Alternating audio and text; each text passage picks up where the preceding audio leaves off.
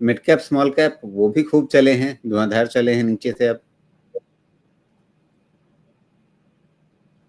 नहीं चले हैं, लेकिन जितना ये गिरे हैं उसके हिसाब से तो क्या ही चले हैं mid cap small cap. Mid cap का जो कैप है वो अभी और ऊपर है।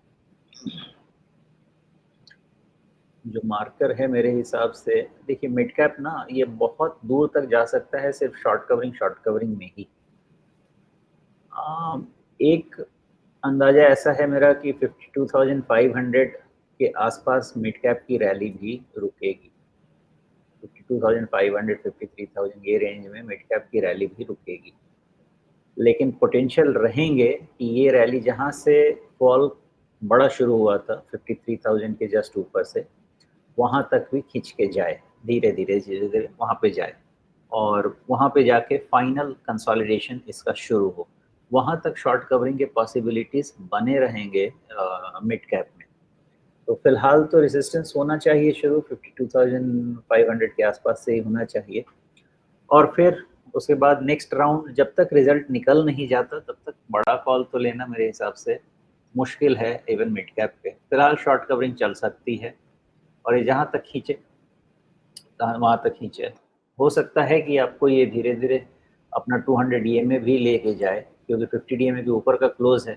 प्रॉब्लम ये है कि एक बार ये अगर ओवरबॉट हो गया ना, तो 52,500 के आसपास अगर ओवरबॉट हो गया तो वहाँ पे परेशान ये बहुत करेगा, फिर उसको रीअसेस करना पड़ेगा।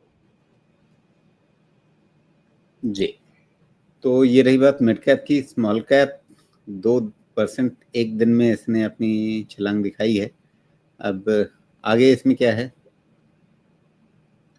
स्मॉल कैप मोस्टली ट्रेल करेगा मिड कैप को, तो जैसे जैसे मिड कैप के डेटा पॉइंट्स बनेंगे वैसे वैसे स्मॉल कैप के बनेंगे।